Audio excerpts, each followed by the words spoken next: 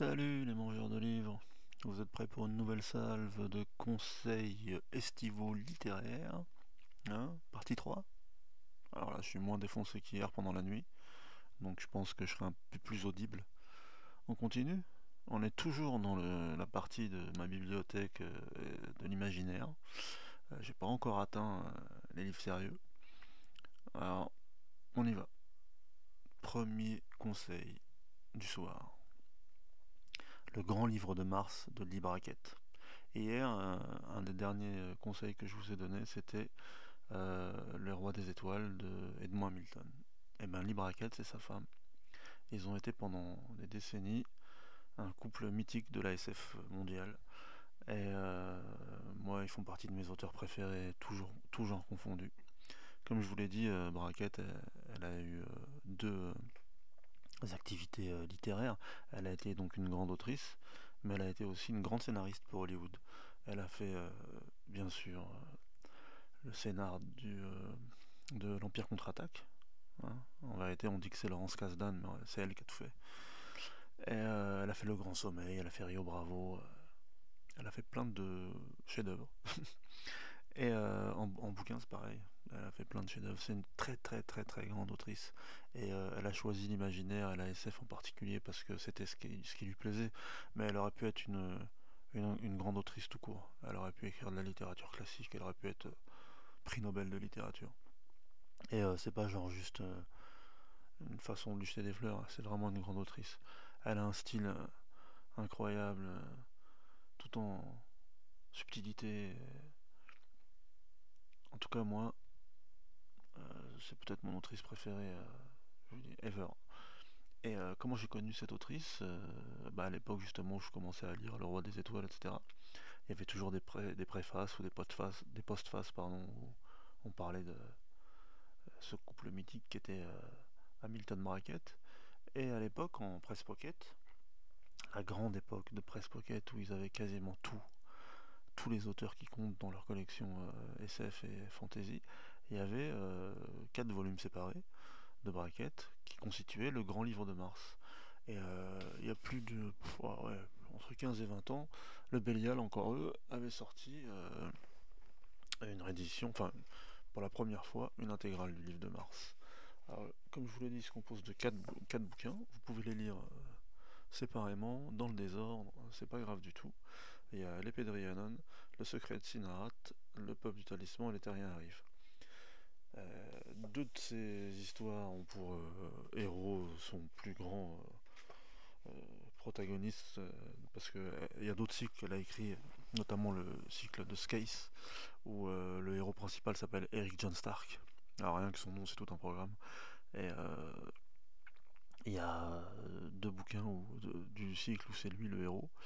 Et il y a l'épée de Rhiannon. L'épée de Rhiannon, il est fabuleux. C'est un one-shot, on peut le lire tout seul. En fait, ça s'appelle le livre de Mars parce que Brackett, comme tous les auteurs de sa génération, ont été influencés par Edgar Rice Burroughs. Burroughs, comme je vous l'ai dit. Et le jour où je ferai un podcast sur lui, il durera 4 heures le podcast. En tout cas, Burroughs, avec son invention de John Carter et son cycle de Mars, bah, il a retourné le cerveau de génération depuis 100 ans. Et notamment de génération d'écrivains. Et elle était vraiment, vraiment une grande fan de ce cycle. Et donc, quand elle a commencé à écrire, elle a eu envie d'écrire sa version du cycle de Mars. Et donc, le grand livre de Mars, c'est ça. Et donc, ça se passe sur Mars, à un moment où la civilisation martienne commence à s'étioler. Et bien sûr, le dernier volume s'appelle Les Terriens arrivent. Bah, c'est le moment où à leur tour, les terriens commencent à essaimer dans le système solaire et arrivent sur Mars et rencontrent une civilisation exotique, étonnante. Et donc, ces 4 livres-là, vous les trouvez soit en presse pocket, et là vraiment pour peanuts, et c'est des super livres de vacances parce que c'est du merveilleux pur et ça vous entraîne et vous le lisez en 24 heures. Ou si vous voulez acheter le cycle en entier, il est disponible au Bélial. Et il y a même une nouvelle édition là qui est sortie un an ou deux, un peu plus qualitative. Et donc ça, bah, je me rappelle que l'ancienne édition en occasion chez JB elle valait 8 euros, donc ça valait le coup, hein, 8,80 € en occasion pour 4 bouquins de braquettes avec une préface de Michael Moorcock, donc là, que demande le peuple. Et là, donc, si vous tombez sur la toute dernière édition, ce sera peut-être un peu plus cher, mais je crois que le prix neuf, ça doit être 25 balles, comme d'habitude. Et ça, vraiment, c'est un vrai conseil d'été, hein, et un conseil de toutes les saisons. En tout cas, moi, je sais que je l'aime d'amour, cette autrice, et je continuerai toute ma vie à conseiller ses œuvres. D'ailleurs, puisqu'on y est, euh, il y a très peu de temps aussi, le Bélial, toujours. Et là, par contre, ça existe que en omnibus. Enfin, quoique la trilogie de Skies dont je vous ai parlé, elle existe en poche séparée, mais là, c'est introuvable. C'était au masque SF, ou chez Albin Michel, Fantasy, collection Dragon, je crois. Enfin, c'est des collections qui n'existent plus et que seuls les vrais aficionados de SF connaissent et peuvent trouver parfois dans les bouquineries.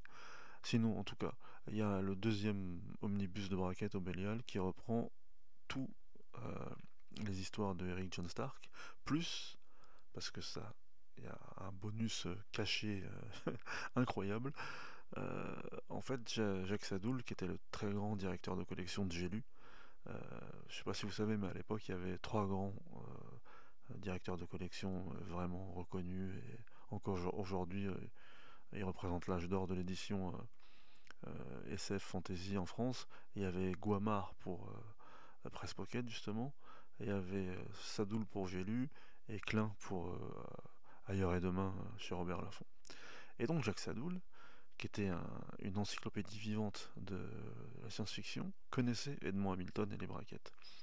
Et donc savait qu'ils étaient mariés, et était un très grand fan et du cycle des Rois des Étoiles d'Hamilton, et du cycle de Mars, et d'Eric John Stark surtout, euh, de braquettes. Et un jour, il leur a demandé, il les a pressés, il les a rendus fous pour que, en fait, les héros des deux cycles se mêlent et qu'il y ait en fait une conclusion à toutes leurs histoires, avec un crossover, comme on dit aujourd'hui. Et finalement, comme ils étaient amis, ils ont accepté. Et je crois même que c'est en France que ça a été édité en premier. Et dans cet omnibus là de braquettes qui s'appelle Stark, eh ben, il y a cette histoire inédite, totalement inédite, qu'on n'a jamais eue en France, à part peut-être à l'époque où Sadoul avait réussi à la négocier, mais moi je l'avais jamais vue de toute façon en français. Et c'était un truc mythique, on cherchait tous à l'avoir. Et en anglais c'était dur à avoir. Et donc rien que pour ça, ça vaut le coup, quoi. Donc c'est pareil, hein, vous pouvez choisir soit les deux omnibus, soit un des deux, mais c'est vraiment de la lecture fun. Et ça vous remplira vos vacances, ça vous remplira votre été, et vous garderez ça en vous toute votre vie. Et vous le conseillerez à tout le monde. Personne ne peut détester une braquette. C'est la meilleure, c'est la plus grande, c'est la plus belle. Donc voilà, c'était les deux premiers conseils de lecture du jour. Continuons. Alors je regarde ce qu'il y a à côté, et j'ai bien envie de vous conseiller. Ah bah, pareil. Il y a une très très grande de la SF américaine, anglo-saxonne, qui est pareil, et je crois qu'elle nous a quittés il n'y a pas très longtemps, qui s'appelle Anne McCaffrey. Alors Anne McCaffrey, pour situer un peu pour ceux qui connaissent les anciens, elle est de la génération de Marion Zimmer Bradley par exemple. Vous savez, celle qui a écrit La romance de Ténébreuse, ou encore le cycle d'Avalon, des presses d'Avalon, justement, là, il y a pas longtemps, ça a été réédité encore. Et elle, McCaffrey, alors elle a commencé sa carrière avec des one-shots, hein, dans la collection dont je vous parle souvent d'Albin Michel en poche argentée. Il y a Décision Aduna, ou encore Reconstitué, qui était sorti. Et c'est des bouquins pas mal du tout, surtout pour les débuts d'une jeune autrice. Si vous tombez dessus un jour. De toute façon, Anne McCaffrey, franchement, vous pouvez tout lire. Mais elle a écrit un cycle majeur, qui est le cycle de Perne. Par contre, c'est un peu tricky parce que, euh, en fait, dans ce cycle, il y a des sous-cycles. Et j'ai vu que là, c'est réédité chez Pocket en intégrale, et malheureusement, ils n'ont pas fait leur boulot d'éditeur. C'est que ils ont mélangé les cycles dans les intégrales, et ça veut rien dire en fait. Euh, le cycle principal, c'est ce qu'on appelle le cycle des fils. Alors, je vous fais le pitch vite fait. C'est un vaisseau spatial de colons dans le futur qui en a marre de la vie moderne et de la technologie et qui affrète un vaisseau pour aller sur une planète qu'ils ont appelée Pern et en fait pour y créer une espèce de société agro-pastorale du futur quoi, avec suffisamment de technologie pour pas revenir à la préhistoire mais euh, elle est en dehors des cartes stellaires et des routes commerciales hyperspatiales. Eux ils veulent une vie un peu plus authentique. Malheureusement, quand ils arrivent, il y avait une donnée qu'ils n'avaient pas prévue, c'est que dans ce système solaire, il y a une espèce de comète qui revient régulièrement et qui, quand elle approche de Pern, l'arc défile, une espèce de bioluminescent et euh, qui mangent tout sur leur passage, tout ce qui est organique. Donc eux, en fait, quand ils commencent à établir leur tête de pont sur la planète, malheureusement, c'est le moment où il y a la comète qui arrive, et ça leur défonce leur vaisseau, ça leur défonce leur colonie, ils peuvent plus s'en aller, les trois quarts de la colonie périssent. Mais l'avantage sur cette planète, c'est qu'il y a ce qu'ils appellent des lézards de feu, des espèces de dragons miniatures qui ont un pouvoir de téléportation. Donc les survivants commencent vite à comprendre que euh, en fait, la manière de se préserver des fils, en fait, c'est de construire des abris en minéraux, quoi, en pierre, des maisons, quoi, en gros, et ne pas laisser la moindre touffe d'herbe dans les interstices. Donc ils arrivent à peu près à survivre. Le temps passe et quelques siècles plus tard, en fait, ils ont totalement oublié qu'ils viennent de la Terre et c'est devenu une espèce de planète un peu féodale, mais euh, les premiers arrivants, comme ils avaient des connaissances génétiques, ils ont petit à petit transformé les lézards de feu en véritables dragons. Et ces dragons sont là pour protéger la population des fils quand périodiquement la comète arrive. Malheureusement, elle n'est pas régulière, l'orbite de cette comète. Parfois, pendant, on va dire, un ou deux siècles, elle vient régulièrement, donc les gens n'oublient pas. Et parfois, elle met 200 ou 300 ans avant de revenir. Et quand commence l'histoire du cycle des fils, euh, euh, le premier volume, en fait, tout le monde a oublié pourquoi. Enfin, c'est pas qu'ils ont oublié, ils savent que dans les légendes, il y a les filets qui tombent et tout, mais ça fait tellement longtemps que c'est pas arrivé que autrefois chaque grosse communauté avait une compagnie entre guillemets de guerriers dragons qui était là et finalement là il reste plus qu'un seul fort de dragons qui s'appelle Benden en l'hommage de l'amiral Benden qui était l'amiral de la colonie première et d'ailleurs même eux ils ont oublié que c'est pour ça que ça s'appelait Benden. Donc l'héroïne de l'histoire c'est une fille là, de Benden là, qui va en fait commencer à comprendre que ils ont intérêt à reprendre les traditions au pied de la lettre parce que sinon ils vont tous mourir. Donc ça commence comme ça et franchement c'est fantastique. C'est fantastique. Et l'avantage c'est que comme je vous dis, c'est parce que si vous allez vous taper par exemple sur internet McCaffrey ou si vous allez chez Gibert ou à la Fnac et que vous prenez l'intégrale, vous allez voir genre 12 titres différents ou 15 titres différents. Faites pas ça. Prenez le cycle de base parce que normalement dans les premières pages, vous savez, quand on voit écrit du même auteur, nanana, avec le cycle, il y a le cycle des harpistes, le cycle de l'aube des fils, le cycle. Il faut prendre le cycle des fils. Et il y a 3 ou 4 bouquins dedans, et c'est mortel. Vous prenez le premier, et si ça vous plaît, vous lisez les 4 ou 5 du cycle principal. Après, bien sûr, si vous êtes dedans, vous pouvez lire les sous-cycles. Mais le premier, c'est ça, c'est le cycle des fils de McCaffrey. Et franchement, c'est fantastique, c'est merveilleux. Et je vous spoile pas le twist final du premier volume qui est franchement extraordinaire. Donc voilà, euh, une petite ancienne aussi, Anne McCaffrey. C'est pas mal du tout, vraiment. Et je voulais vous parler aussi d'un autre là, parce que là je suis en train de regarder les poches et je me rends compte que il y a un auteur dont je vous ai jamais parlé qui s'appelle Mike Resnick. Alors Mike Resnick, c'est pas un super ancien, on va dire que c'est un mec des années 60, un truc comme ça. Et il a eu deux carrières. Il a eu une carrière d'auteur de SF, on va dire entre guillemets classique, avec du space opéra, des aventures galactiques et tout. Et à un moment donné, je crois qu'il a commencé à barouder un peu en Afrique, en Asie, à Bornéo et tout ça. Et il a complètement changé son fusil d'épaule. Il a fait une espèce de science-fiction ethnographique beaucoup sur l'Afrique et aussi sur Bornéo. Alors moi, les romans africains, je les ai pas lus, parce qu'il paraît, ils sont pas mal du tout. J'en avais lu un sur des tribus à Bornéo qui était vraiment vraiment bien, il y avait un côté mystique. Mais sinon, moi, c'est plutôt sa première carrière que j'aime, parce que c'est vraiment des aventures de SF comme on les aime. Il y a deux héros. Il y en a un où c'est un one-shot qui s'appelle Santiago. Alors c'est un gros pavé, un gros bon poche. Mais moi je vous avoue que la première fois que je l'ai feuilleté, je sais plus où j'étais, et ben ça m'a tellement pris que j'ai lu 85 pages d'un coup, debout contre une bibliothèque, sans m'arrêter. Donc franchement, n'importe quel lecteur vous dira que quand ça vous arrive, ça veut dire que c'est un bon livre. Et Santiago, c'est who the fuck is Santiago? Qui c'est ce mec? Hein, à travers toutes les tavernes de l'espace et les cantinas galactiques, il y a des bardes là du futur qui chantent les prouesses de Santiago, qui est un pourfendeur de Thor, un protecteur de la veuve et de l'orphelin, un héros intersidéral que personne arrive à attraper, mais personne n'a jamais vu. C'est qui Santiago? Et en fait, ça commence comme ça. Ça commence comme ça et on va suivre l'enquête d'un mec qui veut savoir qui est Santiago. Et c'est un des meilleurs livres de science-fiction que j'ai jamais lu.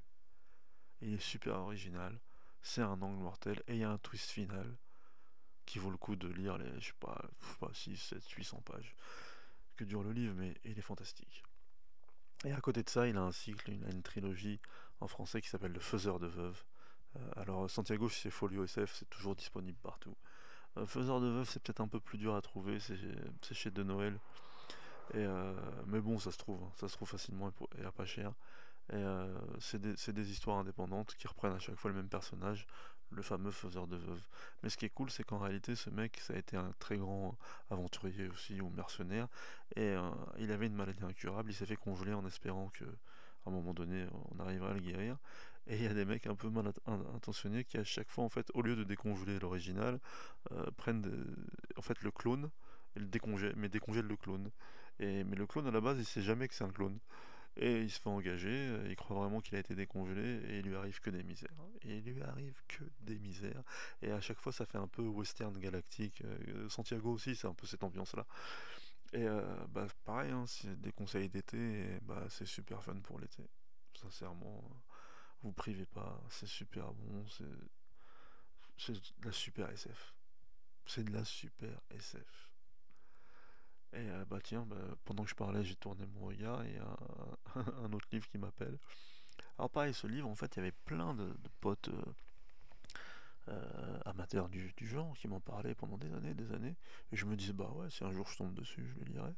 Alors, il a été initialement édité chez Pocket Terror. Je sais pas si vous connaissez cette édition. C'était des presses Pocket noir et rouge. Comme leur nom l'indique, c'était plus des histoires horrifiques, quoi, hein, de loups-garous, de vampires, etc. Et un mec qui s'appelle Robert McCammon avait écrit un livre qu'ils avaient édité qui s'appelle L'heure du loup. Alors l'heure du loup, c'était quoi? Le pitch en une phrase, c'est un loup-garou pendant la Seconde Guerre mondiale qui se bat contre les nazis. Bah juste ça, normalement, j'ai pas besoin de vous dire plus. Juste ça, normalement, vous sautez sur le bouquin et vous le lisez en entier. Et ce qui est fort, c'est qu'il était très dur à trouver donc chez Pocket Terror, et Bragelonne, là, via leur édition de poche Milady, là, bah, ils l'ont édité au tout début là, de leur édition, leur aventure littéraire, éditoriale, et c'est disponible aussi chez Milady. Alors bon, c'est un petit peu vieux maintenant parce que ça fait une quinzaine d'années que ça existe, un truc comme ça, ou un peu plus, mais c'est trouvable aussi. Et bah voilà, comme je vous ai dit, normalement, juste avec ce que je vous ai expliqué du livre, vous vous ruez dessus, hein, parce que quand même.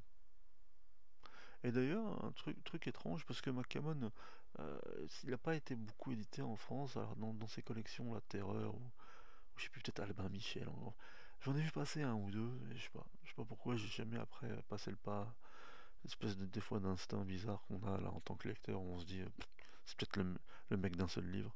Et là, Toussaint l'ouverture, hein, on sortit très peu de temps, hein, peut-être que 4 5 mois, deux petits poches qui s'appellent Swan Song.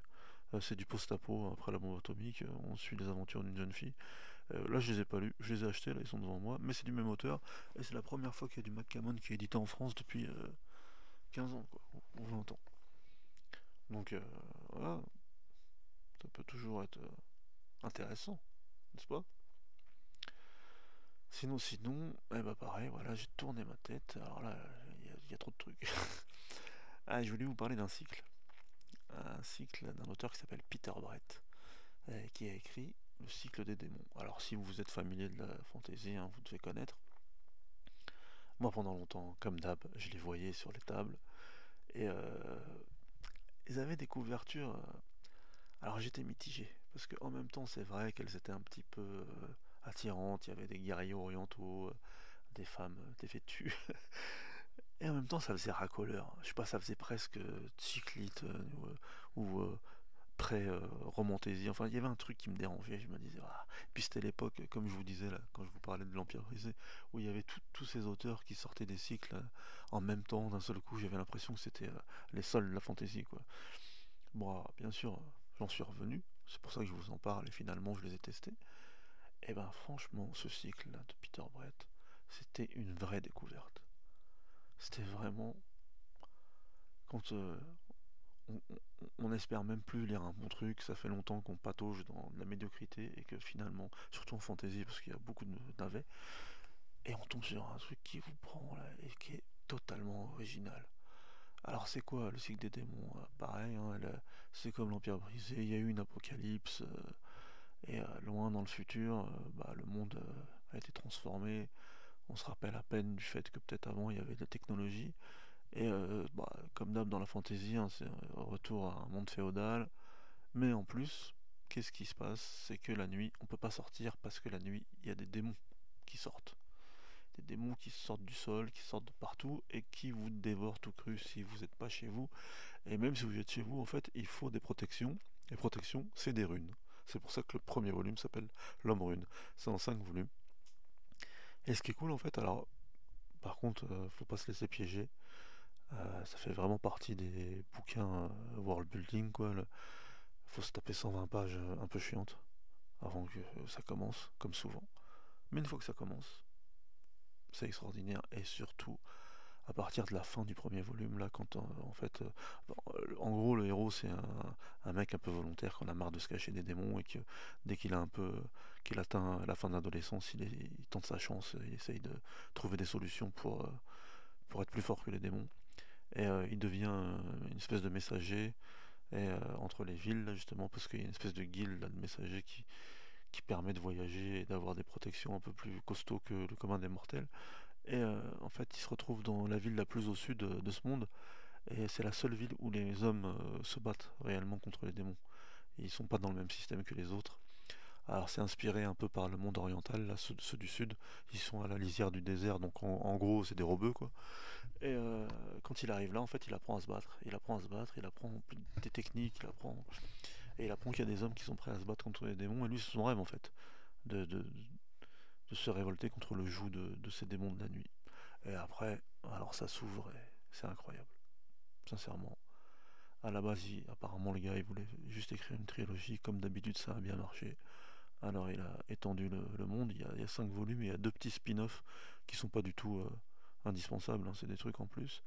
À un moment donné, justement, dans le 3 là, on se demande parce que, bon, c'est classique dans la fantasy, à un moment, il ouvre tellement d'histoires, et il y a tellement de subplots et de personnages secondaires qu'on se dit qu'il n'arrivera jamais à renouer tous les fils à la fin, mais il y arrive quand même. Il y arrive quand même, et apparemment, si ça vous plaît, là, dans le courant de l'année, il y a un deuxième cycle qui a commencé, qui se passe quelques années après, apparemment, mais bon, moi je suis pas trop friand quand un cycle a bien marché. De faire une nouvelle génération, enfin je sais pas. Peut-être que c'est bien, hein. Pour l'instant, le cycle principal me suffit et je vous le conseille. Et comme lecture estivale, c'est parfait. C'est parfait, c'est de l'aventure, du world building, un monde merveilleux, des super aventuriers valeureux, des jolies filles qui sont pas que jolies, hein, qui sont aussi très intelligentes et valeureuses elles aussi. Enfin bref, tous les ingrédients de l'aventure wonderful, quoi. Je vous le conseille. À côté de ça, c'est chez Milady au fait, hein. Et je suis dans l'étagère Milady. À côté de ça, il y a quoi? Il y a Trackmore de Simon Ergreen. Alors ça, par contre, ça aussi. J'avais découvert cet auteur à l'époque, parce qu'avant c'était édité chez La Talente. Et franchement, et le mec, il a tout mis dans ce bouquin. Il y a tout. Il y a des empires galactiques, il y a des loups-garous, il y a des gladiateurs, il y a des armes ultimes, il y a des voyageurs hyperspatiaux, il y a tout. Alors pourquoi il s'appelle Trackmore? Le héros là, c'est le fils d'un mec qui, quelques années plus tôt, a découvert une arme ultime qui a effacé une partie de la galaxie pour mettre terme à une guerre. Et apparemment, il est plus ou moins l'héritier de ce tueur d'étoiles là. Et comme d'hab, hein, il va avoir l'Empire aux trousses et il va devoir se faire des alliés à travers la galaxie. C'est un peu du Star Wars aussi. Il y a tout dedans. Et par contre, ce qui est super frustrant, c'est que donc c'était à la Talente. Il y avait 8 tomes. Ces salopards de Brajlon là, ont commencé à éditer en poche. Donc moi, souvent, comme j'ai pas de place, dès que j'ai des trucs en grand format qui existent en poche, je balance les. J'attends qu'il y ait deux trois volumes qui sortent pour être sûr qu'ils vont jusqu'au bout. Et je balance les grands formats pour les acheter en poche pour avoir de la place. Et là, ces chiens de Brajlon, ils ont édité tous les tomes sauf le dernier, alors qu'il était prévu il y a un an, hein, au mois d'août dernier, je crois, ou 2 ans même. Et je crois que c'est à cause de un des dirigeants de Brajlon, pour ceux qui savent, là, Marsan, là, apparemment c'était un dragueur relou là. Et il était à l'origine du MeToo éditeur. Là. Enfin bref, ils ont été obligés de vendre, les propriétaires de Brajlon, ils ont vendu à Hachette. Et comme d'habitude, quand il y a un truc comme ça, bah, il y a des pots cassés quoi. Et un des pots cassés, c'est le dernier volume. Et le problème maintenant, c'est qu'il est introuvable, le huitième là, chez Atalante. Tout le monde le cherche justement. Donc ça fait chier. Ça fait chier. J'aime pas quand les éditeurs se foutent de nous comme ça. Là. Et en fantasy et en SF, ça arrive souvent. Donc je m'égare. En tout cas, pareil. Vous pouvez lire juste le premier. Hein. Moi, par exemple, j'ai pas été jusqu'au bout pour l'instant. Mais bien sûr, ça se suit. Mais comme dans beaucoup de cycles, on peut les lire indépendamment. En tout cas, c'est super bon. Vraiment, vraiment, c'est super bon. C'est extraordinaire. En restant chez Brajlon et Milady, je ne pouvais pas ne pas vous parler de David Gemmell. David Gemmell, paix à son âme. L'un des plus grands, des plus beaux, des plus wonderful. Moi, j'ai commencé avec Légende, il y a longtemps. C'était, je crois, le premier bouquin qu'ils ont édité chez Brajlon. Et Légende, c'est fabuleux. Légende, c'est fabuleux. Je le redis encore une fois. Légende, c'est fabuleux. Alors, c'est qui Légende? C'est Drus la Légende. Un guerrier mythique dans ce monde-là, qui au crépuscule de sa vie, plutôt que d'attendre la mort dans sa propriété après avoir une vie de héros valeureux à travers tout le monde de Draenei, là, eh ben, il lance un dernier défi à la mort parce qu'il y a un peuple qui ressemble un peu aux Mongols là, qui va attaquer Draenei. Et en fait, il a envie de se dresser sur les remparts une dernière fois. Donc voilà, en gros, dès le début, on sait qu'il va sûrement mourir dans cette dernière bataille, mais il va y participer quand même. Et donc il va à la capitale, là où il y a une citadelle, où il y a 7 murailles successives. Et tout le livre, eh ben, c'est la bataille des Nadirs contre les Draenei, avec Drus la légende et ses alliés. Et dit comme ça peut paraître un peu fade, un peu classique, un peu commun. Mais je vais vous répéter ce qu'un des éditeurs de Brajlon avait dit à l'époque. À l'époque, il avait gagné, je crois, le prix de la Tour Eiffel. Ce livre, je ne savais même pas que ça existait ce prix. Et en tout cas, en Angleterre, parce que Gemmell c'est en anglais, il avait gagné, je sais pas, le World Fantasy Award ou un truc dans ce genre. Euh, donc, bien sûr, les membres de ce prix, là, de la Tour Eiffel, c'est un peu des gens guindés qui disent pas du tout de fantasy. Et quand même, pour essayer de mettre toutes leurs chances de leur côté, justement, Marsan, là, et je sais plus son associé Nivan, je crois qu'il s'appelle, celui qui a traduit en fait. Tellement ils n'avaient pas d'oseille au début, c'est son associé qui a traduit, et franchement, elle est extraordinaire sa traduction. Là, je peux rien dire. Bref, ils étaient partis parler avec une des membres du jury, une vieille bourgeoise du 16e. Et quand il lui avait dit, bah alors qu'est-ce que vous pensez des livres qu'on vous a proposés, elle leur avait dit, vous savez, moi c'est pas mon genre, Il n'y a rien qui m'a plu. Ah si, si, si, il y en a un qui m'a plu. Le capitaine à la hache. Et en fait, c'est vrai, il fait partie de ces livres qui, quel que soit le genre de livre que vous aimez lire, que vous soyez dans l'imaginaire ou que vous soyez dans la poésie ou que sais-je encore, c'est un livre qui plaît à tout le monde. Et l'été, là, c'est la période idéale pour lire Légende. Et c'est pas un gros livre, hein, ça doit faire 400 pages, 500 pages, mais la plupart de ceux qui l'ont lu, ils l'ont déjà relu 1000 fois. Et moi, je sais pas, je l'ai lu 3 ou 4 fois et ça marche à chaque fois. Sincèrement, c'est extraordinaire. Et après, si ça vous plaît, ça fait partie d'un cycle plus grand qui s'appelle le cycle de Draenei. Et pareil, ça, vous pouvez rentrer par n'importe quelle porte. Et il a fait en sorte que ça puisse lire indépendamment. Il y a 3 héros dans ce cycle. Il y a quelques centaines d'années avant, il y a Waylander. Il y a 3 épisodes. Lui, notre ami Drus, bah, il y a Légende, la légende de Marchemort, je crois, et Drus la légende. Donc en fait, c'est la vie de Drus. Et ensuite, il y a Skilganon le damné, c'est 2 ou 3 bouquins à la fin. Et puis des fois, il y a des bouquins qui sont indépendants, genre Le Roi sur le Seuil. Le Roi sur le Seuil, il est extraordinaire. Il est extraordinaire. C'est chez les Nadir, justement. C'est une espèce de Gengis Khan. Ah, ça vaut le coup, ça aussi, ça vaut le coup. Il y a La quête des héros perdus aussi dans ce cycle. C'est un one-shot. C'est un one-shot, c'est des héros perdus, quoi. C'est des héros qui vont se battre jusqu'à la mort. C'est fantastique. De toute façon, Gemmel, franchement, bon, bien sûr, il a beaucoup écrit, donc il y a à boire et à manger. Mais le cycle de Draenei, c'est super bon. Il a fait une trilogie de 3. Donc ça prouve aussi que le gars, c'était un vrai féru d'histoire. Il a lu toute l'Odyssée, il a lu les historiens hellénistiques là, sur la période mycénienne et même sur l'histoire de l'Égypte et des Hittites et tout ça. Et il donne sa version de la guerre de Troie. Et sincèrement, elle est fantastique. Tout existe en poche maintenant parce que justement chez Milady, ils ont fait une collection spéciale. Elle est belle, hein. Ils sont tous noirs avec des couvertures différentes. Et, une trilogie de 3 là, pareil. Si vous avez le temps, si vous avez l'argent, achetez-le. Ça vaut rien, ça vaut, je crois, 9 balles l'exemplaire. Et ça se trouve en occasion à 10 balles, vous pouvez avoir les 3. Mais par contre, ça vaut plus que 10 balles, c'est inestimable. Et qu'est-ce qu'il y a d'autre de bien chez lui? Alors, il y avait 3 et il y a. Ah oui. Il y a un one-shot qui s'appelle Renégat. C'est le seul qui est pas chez Bragelonne, c'est chez lui, je crois.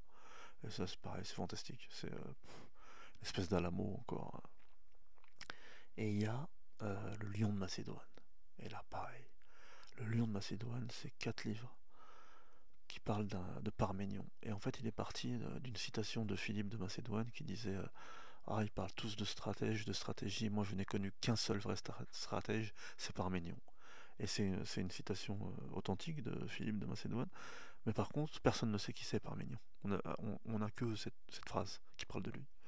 Donc à partir de cette phrase, il a écrit 4 bouquins, l'histoire de Parménion. Et ce qui est fort, c'est que ça commence comme des bouquins d'histoire sur un Spartiate stratège qui fait la guerre, quoi, à l'époque classique. Et tout doucement, il y a un peu de fantastique, un peu de magie qui rentre en compte. Et bah, c'est bien, c'est super bien, c'est très très bien. Donc voilà, plusieurs Gemmel d'un coup. Mais Gemmel, franchement, c'est vraiment bien. Parfois, c'est un peu moins bien que ceux que je vous ai sortis, mais c'est rarement mauvais. En tout cas, c'est dommage qu'il soit mort parce que c'était un super auteur. Un super, super auteur. Donc ça, en tout cas, c'est un vrai tips. Et c'est une vraie lecture d'été, encore une fois. Alors, continuons. Je suis donc toujours dans les Bragelonnes. Ah tiens, à côté, il y a... Ah oui, ça c'est bien ça. Il y a une maison d'édition dont je raffole, parce que le principe... En fait, pendant longtemps, j'ai caressé le rêve de, de créer, en fait, une maison d'édition de ce genre-là, quand j'étais plus jeune. Et bah, je suis bien content que ce mec ait eu l'idée de le faire. La maison d'édition, c'est Calidor. Et le principe de cette maison d'édition, c'est d'éditer euh, les premiers textes de fantasy qui ont existé, et dans la meilleure version possible, et de les faire connaître au plus grand nombre. Et il avait commencé avec Les Habitants du Mirage de Abraham Mérite. Je crois que peut-être que j'ai fait un podcast sur les habitants du Mirage d'ailleurs, hein, au tout début. Je vérifie. Ouais, mon quatrième podcast, c'est sur les habitants du Mirage. Et Abraham Mérite, franchement, c'est fabuleux, hein. C'est de la même génération dont je vous parlais hier, là. Edgar Rice Burroughs et compagnie. De toute façon, pour moi, c'est les meilleurs auteurs. Je peux rien dire. C'est pour ça que j'aime son maison d'édition. Il avait aussi édité deux épisodes euh, du Loup des Steppes, là, d'Harold Lamb. C'est l'histoire d'un Cosaque. Et Harold Lamb, c'était un des écrivains préférés de Robert Howard, dont je vous ai parlé dans la partie 1 là, des conseils littéraires. Donc moi déjà rien que pour ça, rien que parce que c'était l'auteur préféré de mon auteur préféré, bah voilà quoi. Et c'est la première fois qu'il est édité en France. Il y avait Gallimard qui avait édité, parce qu'il écrivait aussi des bouquins d'histoire, qui avait édité ses croisades, son bouquin sur les croisades en NRF blanche, hein, je l'ai eu une fois entre les mains. Et sinon il y avait que ça. Alors après ils ont édité Ludembrume par exemple, ça avait eu le prix Elbakin. Ils ont édité Ouroboros, le serpent Ouroboros. Ça pareil, j'en entendais parler depuis que je lis des bouquins de fantasy. Et ils l'ont édité soit en deux volumes, parce qu'en fait ils ont deux types d'ouvrages. La collection, enfin de collection je veux dire, la collection lambda, qui sont des mi-formats blancs, et puis une collection un peu de luxe quoi, avec des dorures et tout. Enfin, j'ai l'impression que maintenant en fait ça va être que de la collection de luxe parce qu'ils surfent sur la mode de la romantaisie de merde là, avec toutes ces super couvertures qui brillent dans la nuit là. Ouais, je sais que c'est pas bien de parler comme ça, mais je déteste la romantaisie. Je déteste ce mouvement là, soi-disant littéraire là, qui envahit tous les rayonnages dans toutes les librairies, qui laisse plus de place à rien. Et en plus, les meufs là, les petites midinettes qui achètent ça, elles les lisent même pas. Elles font des posts sur TikTok en disant bonjour, j'ai lu 84 livres ce mois, hein, ou j'ai lu 37 livres ce mois. Ah bah c'était super bien, c'était génial, hein. Ou alors, ah, regardez, comment classer les livres par couleur dans votre bibliothèque. Ah, c'est fabuleux. Enfin bref, fin de la parenthèse. Peut-être que je fais un peu vieux con, mais bon, bref. Et donc en fait, apparemment tout est bien. Tout est bien dans cette collection. Et même si là, donc, ils ont un peu élevé leurs tarifs avec leur collection de luxe, bah, je sais que là, ils viennent de sortir Lilith, par exemple. Ils ont sorti quoi encore? Ils ont sorti Dragon Lune. Ils ont sorti Les Centaures. Les Centaures, c'était, je crois, le premier roman de fantasy français. Donc en fait, quoi que vous ayez envie de lire chez eux, vous pouvez. Moi, je vous conseille bien sûr Abraham Mérite. Il y en a deux, Le Visage dans l'abîme et Les Habitants du Mirage. Je vous conseille les deux Harold Lamb, Le Canne Blanc et Le Loup des Steppes. Bien sûr, je vous conseille Le Serpent Ouroboros. Ça, c'est un devoir d'historien de l'imaginaire de le lire. Là, il y a Les Dieux Verts de Nathalie Henberg. Alors, Henberg, pareil, c'est une ancienne de la science-fiction française, mais quand j'étais jeune, elle était éditée partout, cette meuf. Donc voilà. Quoi d'autre? Hein? Quoi d'autre?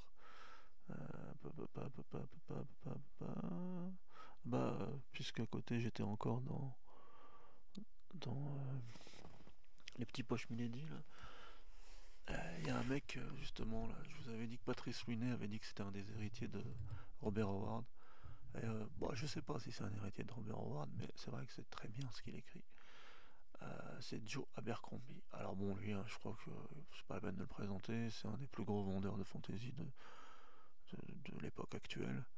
Et ce qui est fort en fait, c'est que moi j'avais commencé par un bouquin que je pensais être un one-shot, qui s'appelait Servir froid. Donc comme son nom l'indique, une histoire de vengeance, et qui est vraiment vraiment bien. Et justement pour moi ça servait de test, parce que c'était pour savoir si c'était vraiment un bon auteur. Je vous entendais parler, mais bon, c'était vraiment pas ma génération. Et je me disais c'est peut-être un escroc. Et finalement ouais, c'est bien. Et ensuite en ouvrant la focale, je me suis rendu compte que ça fait partie d'un cycle en réalité, parce qu'il a écrit plusieurs bouquins, et certains de ces bouquins se passent dans un monde, là, le monde de tout ce qu'il appelle l'Union, une espèce d'empire qui essaye d'amalgamer autour de lui ce qui reste du monde. Et donc il y a plein de batailles, il y a plein de guerriers fabuleux. Et donc en fait, il y a trois trilogies. Enfin non, il y a trois bouquins qui sont soi-disant indépendants, c'est-à-dire Servir froid, Les héros, Pays rouge. En fait, on retrouve à peu près les mêmes personnages dedans à différents moments de leur vie. Mais c'est vrai qu'on peut les lire en totalement indépendants. Ensuite, par contre, il y a euh, deux trilogies qui se passent donc après. Il y a la première loi, 1, 2, 3, et il y a l'âge de la folie, 1, 2, 3. Donc là, comme c'est l'été, vous prenez pas la tête à forcément prendre des trilogies. Prenez Servir froid, ou Les héros, ou Pays rouge. Parce qu'ils peuvent se lire vraiment de manière indépendante. Et puis si ça vous plaît, rentrez dans le monde de l'Union et éclatez-vous parce qu'il y a tout dedans. Il y a des vikings, il y a des indiens, il y a des barbares, il y a des romains, il y a des confédérés, il y a des unionistes, il y a de la magie, il y a tout ce que vous voulez. Et c'est vrai que quand on rentre dedans, bah, on le mange jusqu'au bout. C'est un vrai bouquin de mangeur de livres. À côté de ça, il y a notre ami Bradley P. Beaulieu. Eh ben lui, c'est comme Peter Brett. Je voyais ses... Ça s'appelle Sharakai, le cycle. Je voyais ses covers et tout, elles étaient attirantes, pareil, une espèce d'esprit orientalisant, hein. Et je lisais la quatrième de couverture et ça me convainquait presque, mais j'étais pas sûr et tout. Et un jour, sur mon iPhone, je rentre dans une application gratuite là, et je vois que j'avais le droit à, je sais pas, à deux ou trois e-books. Et comme je fais souvent la queue à Gibert, bah, j'ai commencé en fait en lisant comme ça sur mon téléphone. Et je me suis dit, mais putain, des fois, moi je suis vraiment pourri avec mes a priori. Parce que franchement, c'est fabuleux. Pareil, il a créé un monde, lui, dans le désert, là, avec des bateaux qui ont des skis, qui voguent à travers le désert, avec une arène, avec la louve de poussière qui se bat dedans, avec des hommages là, de Sharakai, avec une sorcellerie qu'il a élaboré lui-même, là, un système de magie, comme on dit. C'est vraiment bien. C'est vraiment bien. Et l'avantage, vous savez quoi?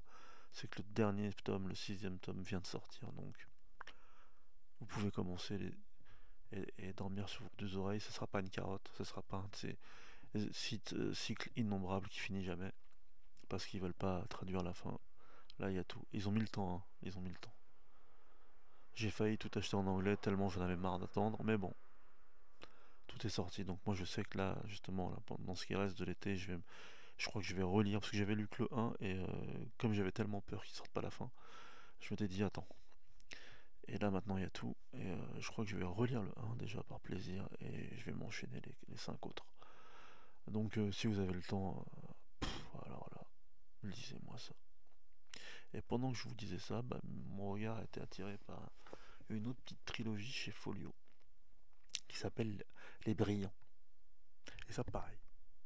Parce que c'est étrange, c'est sorti chez en format à l'époque quand c'est sorti au début, c'est sorti chez Série Noire. Donc Série Noire, on se dit, c'est du thriller. Et je sais pas pourquoi, alors, c'est Marcus Saquet. Alors, je sais pas, je crois que je connaissais le nom. Je crois qu'il a écrit des comics aussi. Enfin, bref. Un jour, je faisais la queue chez Gibert avec l'intention de vendre ce bouquin. J'avais écumé les Emmaüs et les secours populaires et j'avais rempli deux bons cabas de bouquins que j'avais achetés à rien du tout en me disant je vais me faire un bon d'achat chez Gibert et je vais me remplir la panse de bouquins d'occasion ensuite. Et je sais pas pourquoi, il y avait encore du monde chez Gibert, là, ça devait être l'été, là, quand des fois il y a une heure de queue. Et je me dis, bah allez, je sais pas, je lis le quatrième de couverture et je me rends compte que, oh là là, c'est pas un thriller. Ça parle pas du tout de thriller, ça, c'est une espèce de X-Men. Donc je vous le pitch. Dans un futur proche, dans un monde qui pourrait être le nôtre, en fait, il y a quelques individus qui commencent à apparaître avec des, on va dire, des abilities, comme on dit en anglais. Pas forcément des super pouvoirs, mais parce qu'il est malin, il a pas fait genre des mecs qui volent et qui balancent des lasers avec leurs yeux. Et il a donné certaines capacités à des gens, on les appelle les brillants, justement, dans le bouquin.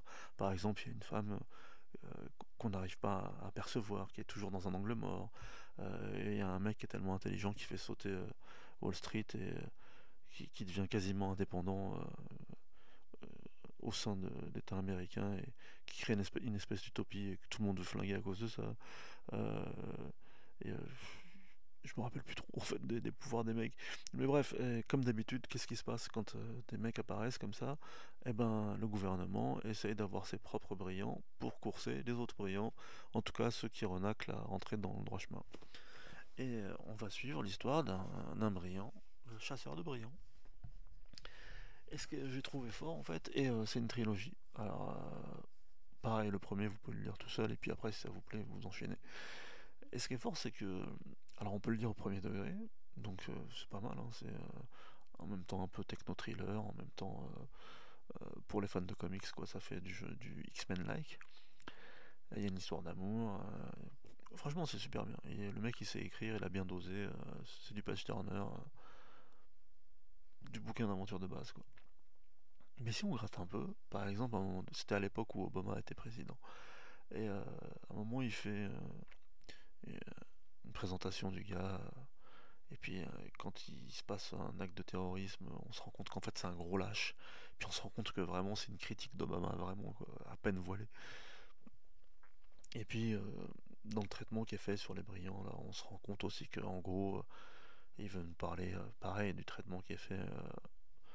Bon, les terroristes d'aujourd'hui, c'est qui les terroristes d'aujourd'hui? C'est les islamistes, c'est les musulmans, l'amalgame qui est fait avec eux. Alors bien sûr, on n'est pas obligé de le lire comme ça du tout, hein. C'est un sous-texte. Mais je pense que c'est vraiment ce qu'il a voulu introduire dans son bouquin. Et puis de toute façon, au final, c'est un message de tolérance, comme d'habitude. C'est comme les X-Men et tout ça, c'est pour dire qu'il y a de la place pour tout le monde et on peut vivre en paix. Aimons-nous les uns les autres, hein. En tout cas, à l'époque, ça avait plutôt pas bien marché, mais j'avoue qu'il n'y a pas beaucoup de gens qui connaissent. Donc Les Brillants. Ça aussi, c'est vraiment une lecture d'été, hein. Vous pouvez vous lancer dedans facilement. Facilement. Qu'avons-nous d'autre? Alors, je vais un petit. Ouais, je vais quand même essayer de vous parler de trucs qui sont dispo parce que j'allais vous parler de trucs un peu vieux encore, mais comme c'est l'été, vous n'allez pas vous rendre fou à chercher des bouquins partout. Euh, Ah bah oui. Bon, je suppose que vous connaissez tous, mais c'est disponible. Alors, soit en plusieurs intégrales comme pour Robin Hood chez J'ai lu ou chez La Talente, et sinon en poche, c'est chez Folio. Folio, j'ai lu. Folio, je crois. En tout cas, c'est Glenn Cook, la compagnie noire. Bah, vous connaissez tous, hein, c'est obligé. C'est une équipe de mercenaires dans un monde médiéval avec un peu de magie, et c'est les chroniques qui sont tenues par le médecin de cette équipe de mercenaires qu'on appelle Toubib. Et bah voilà quoi. Vous en lisez un, vous en lisez deux, vous en lisez trois, il y en a je sais pas combien. Et par contre, c'est la même chose que pour ce qui. Je vous ai expliqué hier avec Robin Hobb, c'est que c'est la même carotte des éditions françaises, quoi. C'est que chaque volume original américain a été découpé en deux ou trois. Donc si vous lisez les poches, c'est découpé, mais ils ont bien joué, c'est qu'ils ont fait des intégrales. Comme pour Robin Hobb, chez J'ai lu maintenant, là en mi-format, où vous avez 1, 2, 3, 4, je sais pas, peut-être, on va dire 4 ou 5. Et là par contre, c'est les vrais volumes. Donc à la limite, prenez un volume de J'ai lu, ou sinon, si vous avez juste envie d'essayer comme ça pour voir si c'est bien, vous pouvez prendre un poche classique. Mais moi je vous conseille de prendre un volume surtout si vous partez en vacances, La Compagnie Noire. En plus pareil, ça c'est genre un cycle qui fait l'unanimité chez les fans. Il n'y a personne qui trouve ça mauvais. Et c'est un genre à part entière en lui-même. C'est des mercenaires dans un monde médiéval avec de la magie. Et est-ce qu'ils vont s'en sortir? Là est la question. Et ce qui est marrant à propos de cet auteur, Glenn Cook, c'est que bon, en France, c'est vrai qu'il n'y a que les fans qui connaissent, mais dans le monde déjà anglo-saxon, puis on va dire dans le monde entier, c'est quelqu'un qui a vendu des millions et des millions d'exemplaires de ce cycle. Et ce qui est marrant, c'est qu'à la base, c'était un mec qui travaillait chez General Motors à Détroit, là. Et c'était un ouvrier à la chaîne. Et malgré le fait qu'il a commencé à avoir du succès en tant qu'écrivain de fantasy, il a continué à travailler jusqu'à sa retraite chez General Motors. Et je pense même que ses collègues, à part peut-être vers la fin, se doutait même pas que à côté d'eux, sur la chaîne, là, en train de monter des voitures, il y avait un des écrivains les plus célèbres de fantasy de la planète, quoi. Donc rien que pour ça, je trouve ça cool. Voilà. Continuons, continuons, continuons. Euh...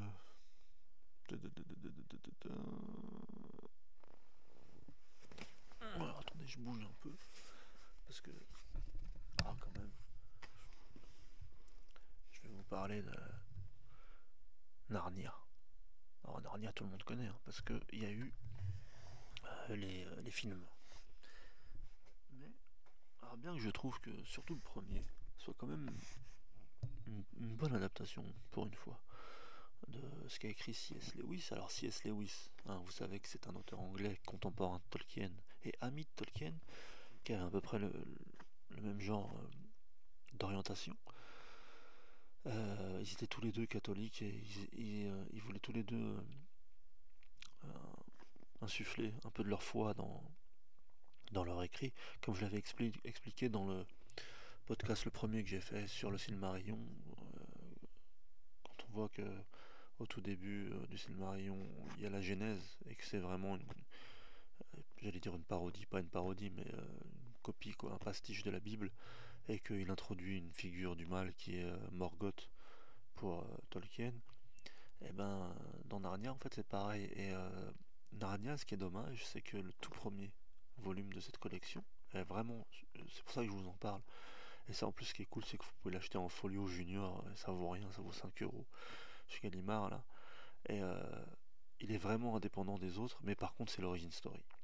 Et c'est étrange parce que celui-là, je le trouve vraiment pas du tout fait pour les enfants en réalité. Et ça explique en fait pourquoi dans celui qui a été adapté au cinéma, il y a une armoire magique chez un vieux, là, et que si on l'ouvre, on se retrouve sur Narnia.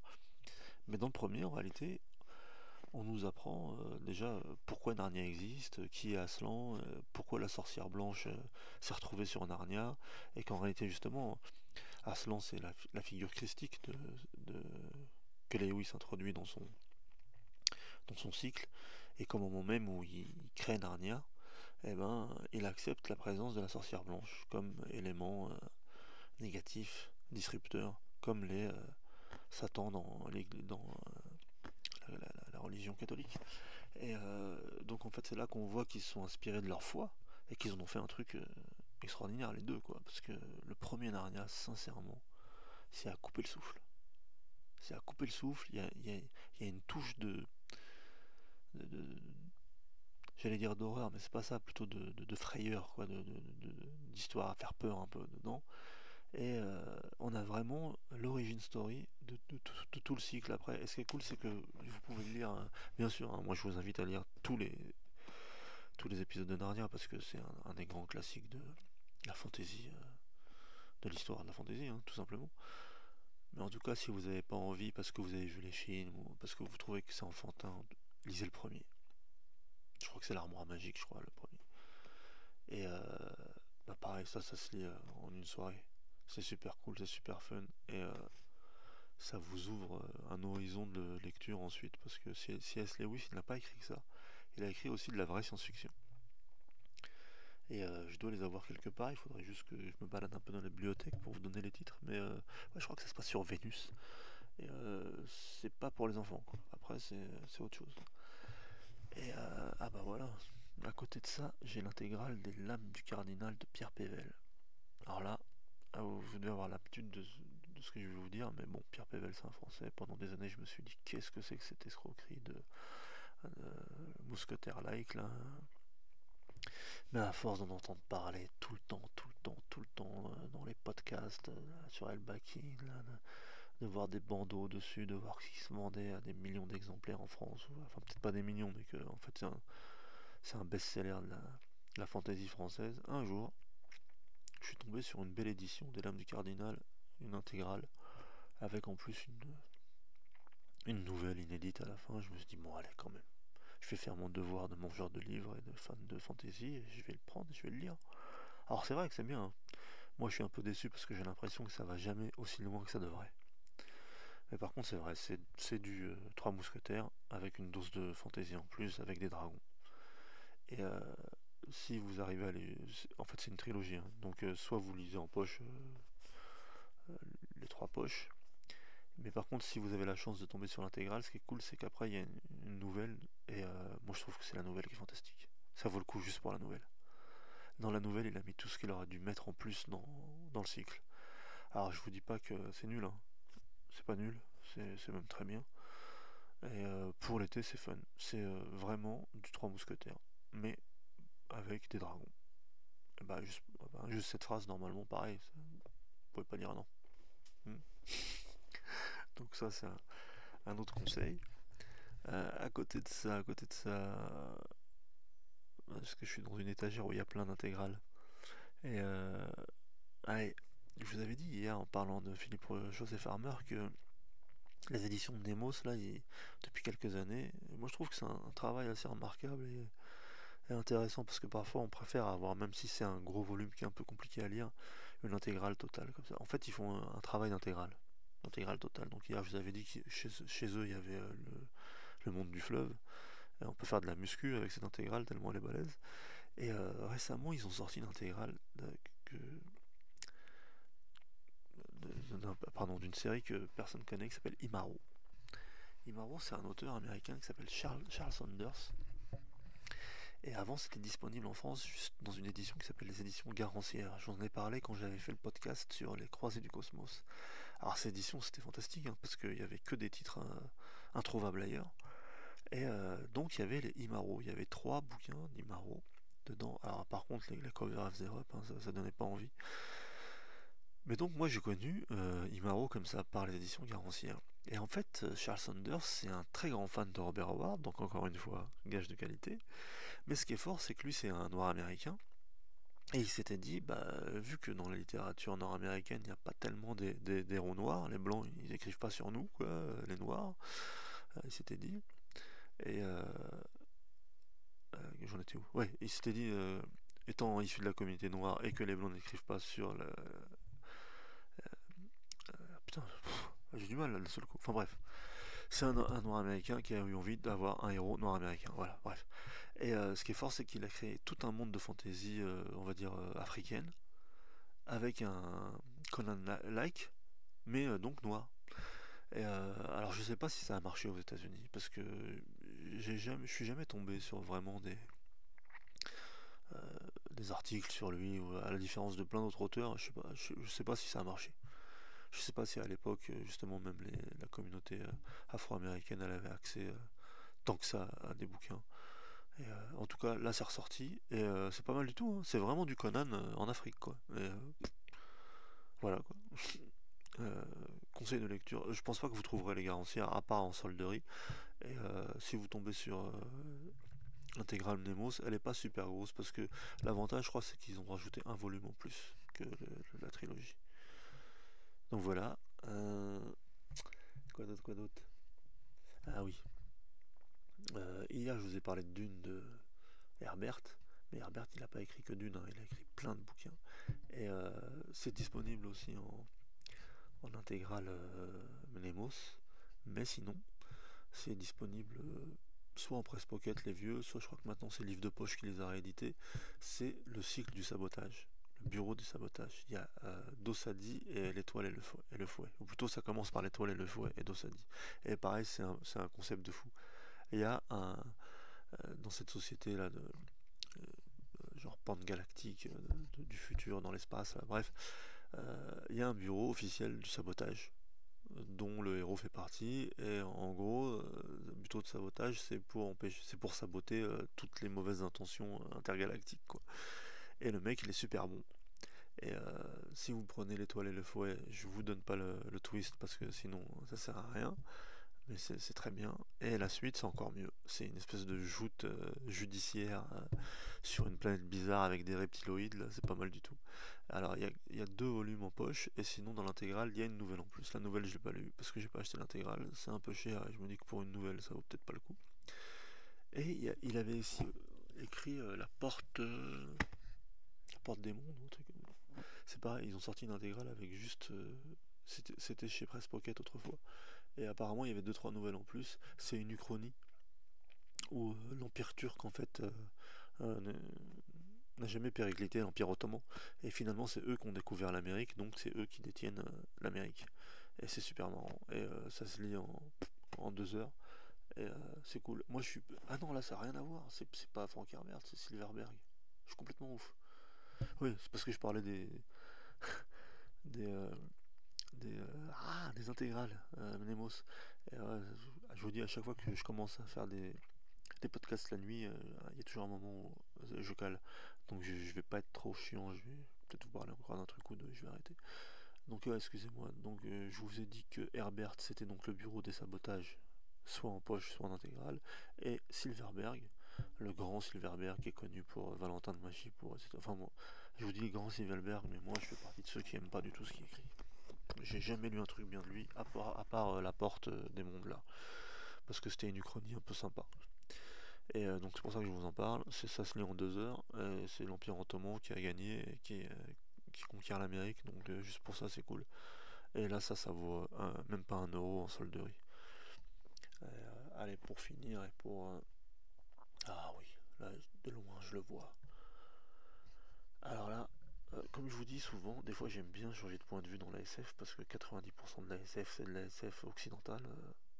Et à l'intérieur de ces 90%, 90% c'est des Américains. Et je vous avais parlé dans la première partie de Liu Cixin pour avec sa trilogie Les problèmes à trois corps.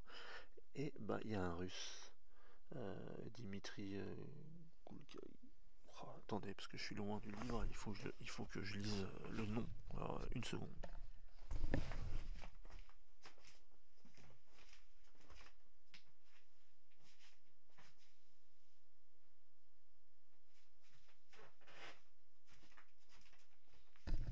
Dimitri Gulkovski. J'étais long, excusez-moi. Et Dimitri Gulkovski, il a fait la trilogie célèbre de Métro. Alors il y a Métro 2033, 2034, 2035. Et encore une fois, mea culpa, pendant longtemps je pensais que c'était de la grosse merde. Et en parlant un jour avec un libraire qui me disait mais non, c'est super bien. Et en fait en lisant un peu sur le net que le mec, il était pas non plus... C'était pas un manchot quoi, apparemment c'était un journaliste qui avait écrit plein d'articles assez intéressants. Bref, j'ai commencé et bah, je me suis repenti encore de mes préjugés. Et c'est une des meilleures trilogies de SF qui existent. Et encore une fois, comme c'est un point de vue russe, donc pas occidental, il y a une manière d'écrire, une manière de concevoir le monde qui est différente. Et c'est quoi le pitch? Il y a eu la guerre atomique et les derniers survivants de Moscou se sont terrés dans le métro et ont créé une nouvelle société. Et donc le monde se limite aux stations de métro. Il y a le plan des stations de métro dans le bouquin et on suit les aventures euh, d'un héros qui avait, je sais plus, 7-8 ans au moment où il y a eu la bombe, donc qui se rappelle un peu du monde d'avant, mais qui a vécu la majeure partie de sa vie dans les tunnels. Et donc ça a créé une société totalement originale, avec des castes différentes, une hiérarchie sociale différente, et il va devoir voyager à travers les stations, et c'est pas si simple. Donc le premier déjà est fantastique, le deuxième c'est une espèce de hiatus entre le 1 et le 3, complètement ésotérique, et je vous dis, parti dans une autre direction, super intéressant. Et ensuite, le 3, on a la conclusion. Mais déjà, vous pouvez lire le premier tout seul. C'est ça l'avantage de ce genre de trilogie. C'est si vous vous arrêtez au premier, vous pouvez. Après, bien sûr, c'est mieux de lire les trois. Mais pour l'été, là, encore une fois, comme c'est des conseils estivaux, eh ben, non, franchement, c'est vraiment bien. Et puis, comme je vous dis, là, l'avantage, c'est que bah, c'est une science-fiction différente. Moi, plus je vieillis, plus j'essaye de trouver un peu, justement, des points de vue euh, du monde, quoi. Parce que, bien sûr, la SF, entre guillemets, elle est née en Occident. Quoique, ah oui, je vous conseille un essai qui s'appelait... oh, ouais, il faudrait que je fasse encore pause et que j'aille dans je sais plus quel coin de ma bibliothèque. Alors je sais plus si c'était Étoile Rouge ou un truc comme ça. Enfin, ça montre qu'en fait la SF, la différence de ce qu'on croit, au moment où elle est née en Europe de l'Ouest, même à l'époque tsariste, il y avait déjà des auteurs russes qui faisaient de la SF. Et que ensuite, même sous l'époque communiste, il y en a eu plein, et, et ça continue aujourd'hui, donc avec par exemple Métro 2033. Tout ça pour vous dire que des fois il faut ouvrir les horizons et lire plein de SF différentes. Donc voilà, excusez-moi sur la fin du podcast là, je sais, j'ai eu des lenteurs, j'ai eu du bafouillage, j'ai eu des blocages, mais bon, il est un peu tard.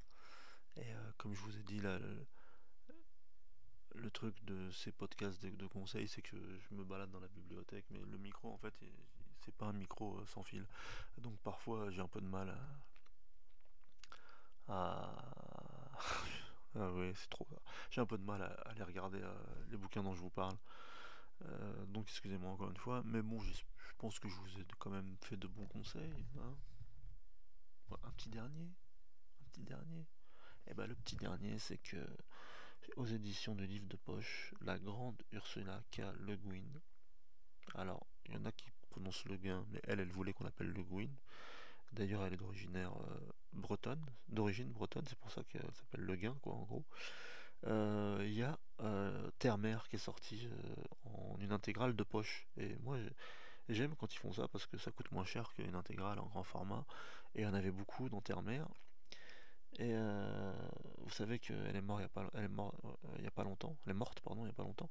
Et qu'elle a loupé de très peu le prix Nobel de littérature. Quand même, c'est pas mal pour une autrice de SF. Et ce qui est fort avec cette autrice, c'est que ses parents étaient les deux premiers scientifiques à avoir obtenu un diplôme d'anthropologie, ethnologie aux États-Unis au début du siècle dernier. Et donc, elle a grandi dans une réserve indienne avec ses parents qui étudiaient une tribu de l'Ouest américain. Et ça lui a donné le goût, justement, de l'ethnologie. C'est pour ça qu'elle a inventé un genre à part entière qui est la SF ethnologique. Alors, on le voit plus dans son autre cycle qui est connu, là, avec, vous savez, La main gauche de la nuit, tout ça. Là, apparemment, là, parce qu'ils l'ont sorti aussi en deux intégrales, et ils ont donné un autre titre à ce cycle, donc je m'en mêle un peu les pinceaux et je l'ai pas sous les yeux. Mais Terre-Mer, c'est plus de la fantaisie. D'ailleurs, le fils de Miyazaki a réalisé chez Ghibli un, un long métrage qui s'appelle Terre-Mer. Je l'avais vu, mais je suis incapable de vous dire s'il est vraiment fidèle au bouquin. Parce que le fils de Miyazaki, c'est pas aussi bon que Miyazaki. Et en tout cas, voilà, il est sorti en poche. Et Terre-Mer, ça se lit facilement. C'est de la fantaisie. Et c'est vrai, un peu ethnologique. Elle invente un monde, comme son nom l'indique, Terre-Mer, où en fait c'est une planète aquatique avec des archipels dessus, et là, où la magie existe. Et on suit depuis son enfance un habitant d'un de ces archipels là, qui va devenir le plus grand sorcier de Terre-Mer. Et donc il a plein d'aventures. Au début, c'est un peu Harry Potter parce qu'il se retrouve dans une école de magie.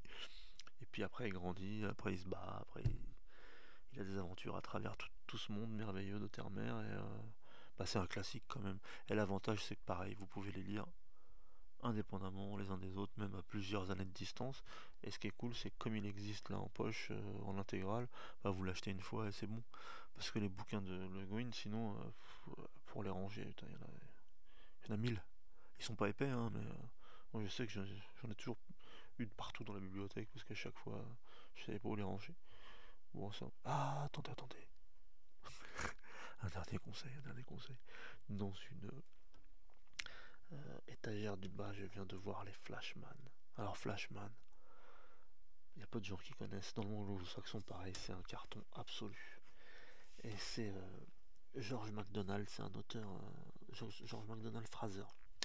C'est un auteur anglais. Et par contre, quand vous écoutez les auteurs, ou même certains réalisateurs anglo-saxons, ils disent tous que ça fait partie de leur inspiration, la série des Flashman. Flashman, c'est à l'époque des guerres napoléoniennes. En fait, c'est un soldat anglais, mais qui est veule, lâche, traître, tout ce que vous voulez, qui pense que à teaser, à courir les jupons. Et donc, c'est ses aventures sur tous les théâtres d'opération des guerres napoléoniennes. Et c'est fabuleux. C'est fabuleux. Malheureusement, en français, on a que deux volumes, les deux premiers volumes. Donc, c'est Flashman. Et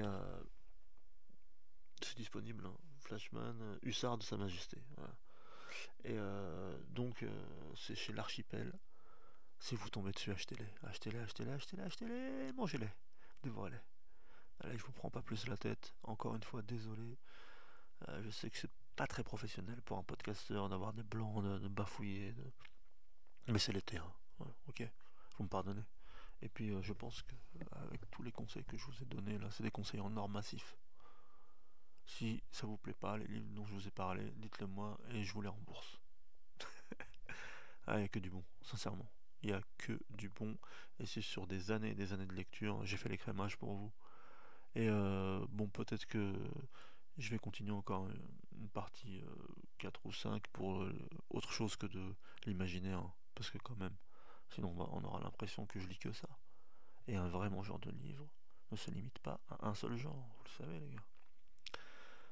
Donc bah à bientôt les amis. Mangez des livres, mangez des livres, mangez des livres. J'allais dire jusqu'à plus soif, mais bon. Buvez des livres,